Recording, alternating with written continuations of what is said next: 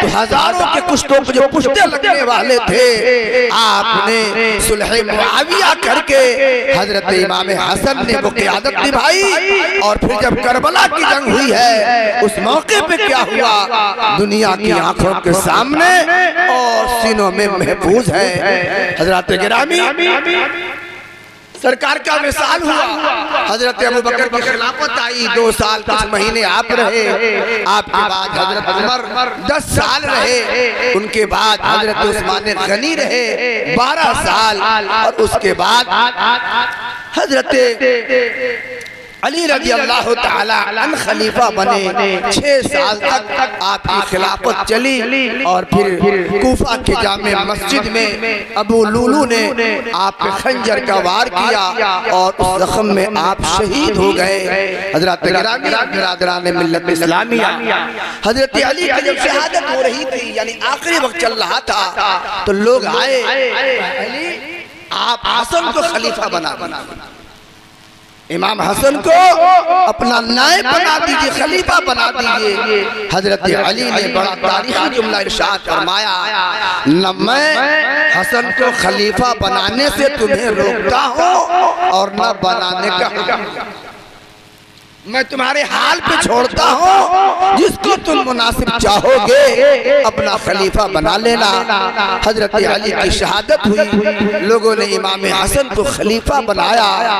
दमिश्क में हजरत मुआविया रज़ी अल्लाह ताला अन्हु थे हजरत। और इस बात का खदशा हुआ कि कहीं ऐसा न हो कि दोनों तरफ के लोग आपस में लड़ भिड़ जाएं और फिर खून की नदियां बहने लगे। तो 6 महीने के बाद हजरत इमाम हसन ने हजरत मुआविया को दावत देके बुलाया और फिर आपने खिलाफत उनके सुपुर्द कर दी और आप खिलाफत से दस्तबरदार हो गए। हजरत गिरामी फिर हजरत अमीर मुआविया इस्लाम के पहले हाकिम रहे। 20 साल तक आपने हुकूमत की। अपनी जिंदगी में आपने यजीद को वली अहद बना दिया। जब वली अहद बनाया तो फिर कोई चिमगुइयाँ तो ना हुई, लेकिन जब उस मसनद खिलाफत को संभाला हजरत अमीर मुआविया की मिसाल के बाद थोड़ा इंतशार हुआ। सवाल ये है कि एक भाई ने बाप के साथ मुसालहत कर ली और एक भाई ने बेटे के साथ कर ली। इमाम हसन ने हजरत अमीर मुआविया के साथ सुलह कर ली, पर हजरत इमाम हुसैन ने यजीद के साथ सुलह नहीं की है। ये लड़ने के लिए तैयार हो गए, खानदान कुंबा कटाने के लिए तैयार हो गए। वहाँ सुलह का राज क्या था और यहाँ जंग उन्होंने क्यों सुलह कर ली? बात असल में ये है कि हजरत अमीर मुआविया रज़ी अल्लाह ताला अन्हु से हजरत इमाम हसन ने जो सुलह की थी, वहाँ शरीयत की हिफाजत का मामला नहीं था, एक गलतफहमी थी। उस गलतफहमी की वजह से हजरत इमाम हसन ने समझा कि कहीं ऐसा न हो कि खून की नदियाँ बह जाएं, इसलिए खिलाफत छोड़ देता हूँ और हजरत अमीर मुआविया को देता हूँ। लेकिन इमाम हुसैन ने यजीद के साथ जंग की वजह यह है कि यहाँ मामला शरीयत की हिफाजत का था, वहाँ शरीयत की हिफाजत का नहीं, बात कुछ दूसरी थी। इसलिए खून की नदियाँ न बहे, इसलिए बड़े भाई ने हजरत मुआविया के साथ सुलह कर ली। छोटे भाई ने इसलिए जंग की, अगर जंग नहीं करता हो तो शरीयत का चेहरा बदल जाएगा और उसका खूबसूरत चेहरे, उसके खूबसूरत चेहरे पर जो धब्बा पड़ेगा, फिर क़यामत तक किसी समंदर का पानी उस धब्बे को धुल नहीं सकता है। इसलिए हजरत अमीर मुआविया हजरत इमाम हुसैन रज़ी अल्लाह ताला अन्हु ने यजीद से जंग करने का फैसला कर लिया, खिलाफत का इनकार किया और फिर मैदान कारज़ार में आ गए। हजरत गिरामी और बिरादरान इस्लाम, ये जंग इस्लामी तारीख का बड़ी अहम जंग। दुनिया में बहुत सी जंगें हुई हैं, मगर बहुत सी जंगों को लोग भूल गए। करबला आज भी जिंदा है और क़यामत जिंदा है। बात क्या है? बात यही है हजरत गिरामी के जिस जंग के पीछे कोई मकसद ना हो, कोई एम ना हो, कुछ दिनों तक वो जंगें याद रहती हैं और फिर किताबों में दर्ज होकर अलमारियों में बंद हो जाती है। लेकिन जिस जंग के पीछे कोई मकसद हो, कोई एम हो, कोई निशाना हो, कोई टारगेट हो, तो जब तक वो निशाना जिंदा रहता है वो जंग जिंदा रहती है। जब तक वो मकसद जिंदा रहता है जंग जिंदा रहती है। भाइयों, जंगे करबला के पीछे इस्लाम की हिफाजत का मकसद छुपा हुआ था, दीन के तहफ़्फ़ुज़ का मकसद था, कुरान की अजमत का मकसद था। तो जब तक कुरान रहेगा जंगे करबला की याद आती रहेगी, जब तक दीन रहेगा तब तक हुसैन की कुर्बानी याद आती रहेगी। सदियां बीत गई मगर अली असगर का बचपना न भुलाया जा सका, अली अकबर की जवानी न भुलाई जा सकी, और न मोहम्मद का बचपना न भुलाया जा सका, अब्बास का कटा हुआ बाजू भुलाया न जा सका, सकीना की चीखों पुकार न भुलाई जा सकी, हजरत ज़ैनब का छिला हुआ दुपट्टा आज भी उसकी याद ताज़ा होती है। बात यही है कि हजरत इमाम हुसैन ने दीन की हिफाजत के लिए उनको खानदाने नबूवत के फर्ज होने के नाते जो करना था हजरत इमाम हुसैन ने वही किया है और यही उनके लिए मुनासिब है। हज़रत गिरामी और बिरादरान इस्लामिया, चूंकि वक्त बहुत कम है, मैंने सिर्फ एक सरसरी जायजा आपके सामने रखा है। मैं अर्ज करना चाहूंगा सैयदना इमाम हुसैन रज़ियल्लाहु ताला अन्हु की जो कुर्बानी है वो क़यामत तक दीन की हिफाजत करने के लिए वहां से एनर्जी की सप्लाई हुई है। करबला अब एक जंग का नाम नहीं है, एक शैली है, एक जीवन धारा है, एक तर्ज हयात है, एक तर्ज फिक्र है। हज़रत गिरामी और बिरादरान इस्लाम, करबला अब एक जंग का नाम नहीं है, एक जीवन धारा है जिसको करबला कहते हैं। जब भी खून की गर्मी में और हरारत कम होने लगे करबला याद कीजिए। करबला एक ऐसा पावर स्टेशन है जो हर दौर में आदमी के दीन और ईमान की हिफाजत के लिए वहां से एनर्जी आती है। हज़रत गिरामी और बिरादरान मिल्लत इस्लामिया, तो सैयदना इमाम हुसैन रज़ियल्लाहु ताला अन्हु की कुर्बानी बेमिसाल, अदीमुल मिसाल। सैयदना इमाम हुसैन रज़ियल्लाहु ताला अन्हु की जो जात है, अल्लाह के रसूल ने खास इसी मकसद के लिए आपकी तालीम और तरबियत फरमाई थी, और हकीकत ये है कि इसी दिन के लिए हुजूर ने हजरत इमाम हुसैन को तैयार किया।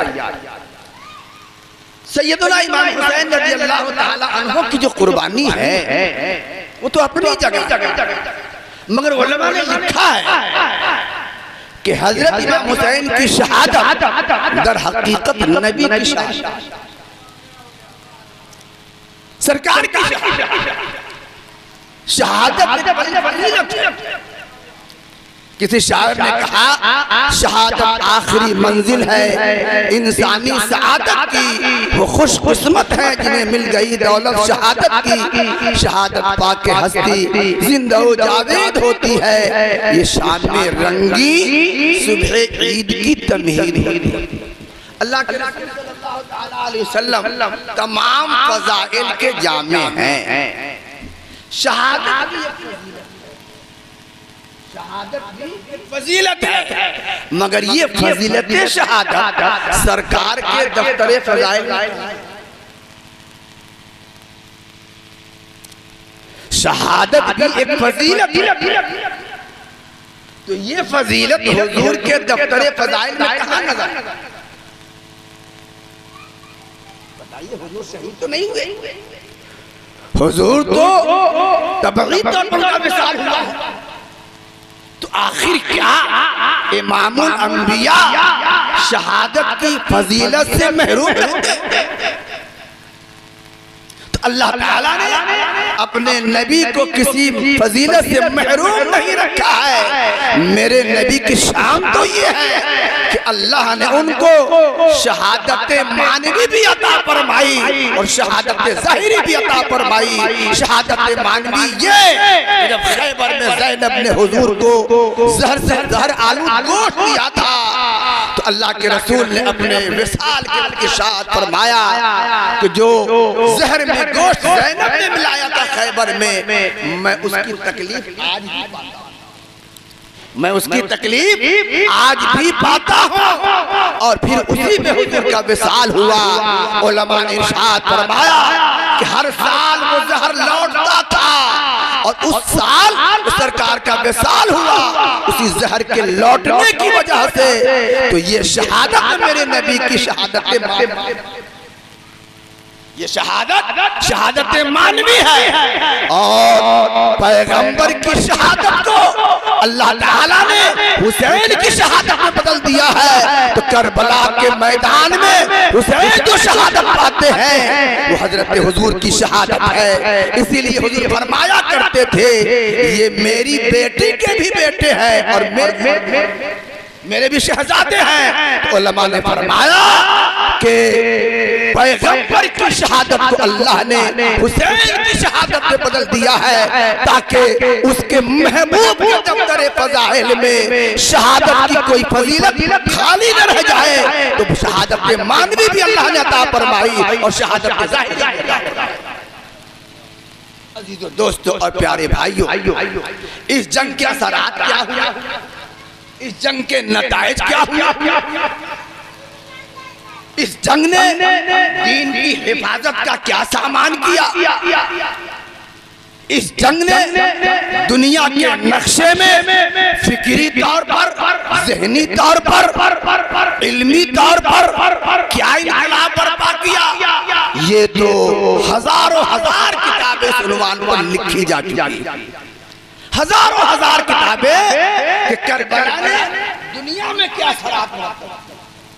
गांधी जी ने कहा था इस दुनिया में सबसे मजलूम शख्सियत का नाम है हजरत इमाम हुसैन। सबसे मजलूम शख्सियत का नाम है हुसैन। मगर अगर मजलूमियत में भी आदमी जाबिर की आंखों में आंखें डाल दे तो फिर यही मजलूमियत उस मजलूम कौम के लिए तरक्की का राह सामान पैदा कर देती है। अजीजों, दोस्तों, प्यारे भाइयों, हुसैन कट गए मगर हमेशा के लिए हक का परचम बुलंद कर गए। कटा हुआ सर भी आज हुसैन की वजह से दीन का परचम बुलंद कर रहा है। इसलिए मजलूमियत बहुत बुरी चीज नहीं है। मजलूमियत में भी आदमी को अपने दीन की हिफाजत के लिए जाबिर के सामने खड़ा हो जाना, दर हकीकत ये बादशाह के सामने जिहाद करने से बड़ा पूरा पावर था यजीद के पास, पूरी ताकत थी, पूरी मशीनरी थी, पूरे ममालिक इस्लामिया थे, सारी फौज थी।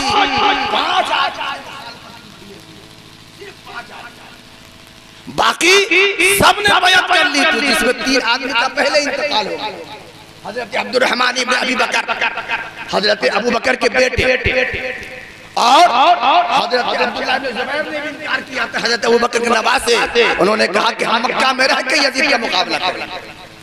और एक अब्दुल्लाह इब्न अब्बास, गालिबन उनका भी इंतकाल हुआ था।